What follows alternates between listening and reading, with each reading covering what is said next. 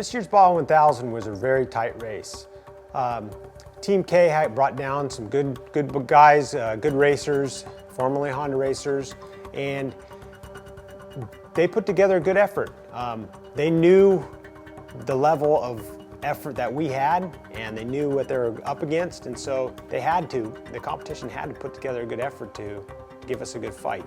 And that they did, you know. We raced for over 13 hours, and within that 13 hours, I mean, we only beat them by less than 3 minutes on adjusted time. Yeah, in a typical fashion, you know, for me in Baja, I like to get out front and control the race and try to ride mistake-free and just pull time. And this year, off the start, got stuck in a ton of dust. The Kawasaki got a pretty good lead on us, and we physically started behind them by like 2.5 minutes. And, you know, the strategy was obviously I wanted to pass them, because then once you get in front of them, you don't have to worry about them. As long as you keep them back there, you're gonna win. You know, my ride at the 1000, I got on the bike at mile 200. Kendall brought me the bike in, and so my section was basically the San Felipe loop. Goes from mile 200 to about mile 358 or something like that. And it's a low desert down in Mexico, and it's really really rocky and a lot of deep sand and a lot of whoops. The course is really chewed up from all the trucks and stuff racing over the same course for the last 15 years. So it's pretty rough down there for sure. When I got on the bike in San Felipe, we were somewhere around 6 minutes behind, I believe, on physical time. So yeah, we had quite a ways to catch up, and I think that time stayed pretty close to the same until the last 25 or 30 miles. My section of the race was so rough and so gnarly, the whole 150 miles.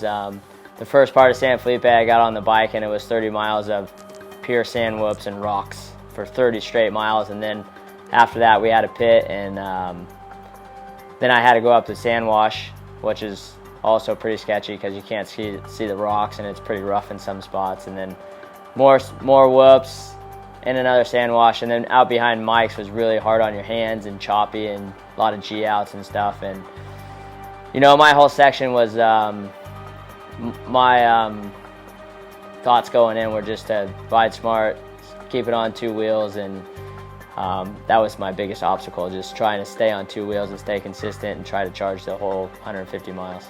I knew where we were at in the race, and I knew that Kendall just had to stay there, but you know, anything can happen to racing, especially in Baja. You know, there could be a dog that walks out on the course, there could be a car coming the other way, you know, the lights can go out from a crash or something, anything can happen. But I knew that Kendall had ridden, you know, over 130 miles by now in the dark, making no mistakes. He was controlling the race from behind. And so I knew as long as there wasn't anything outside the ordinary that we were going to get it. But there's always that anticipation, you know, and so I'm at the finish line, and sure enough, here comes the competition. They cross the line, and all the watches were set, and then all of a sudden you see the lights flicker out in the distance, and you just, you know, the adrenaline pumps and you get excited, and you know, here comes Kendall, 30 seconds behind, you know, and won the race by 2 minutes and 57 seconds.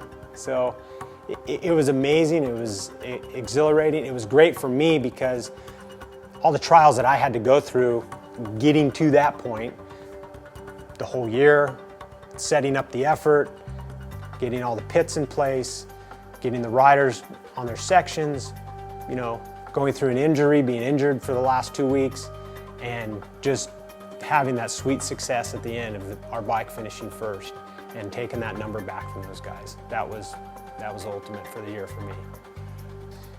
This was the first Baja 1000 without having Bruce Ogilvie around, and it was really difficult, you know. Bruce has just been so instrumental in my career and helping mold and shape Johnny Campbell as a racer and as a team coordinator and now as a team owner.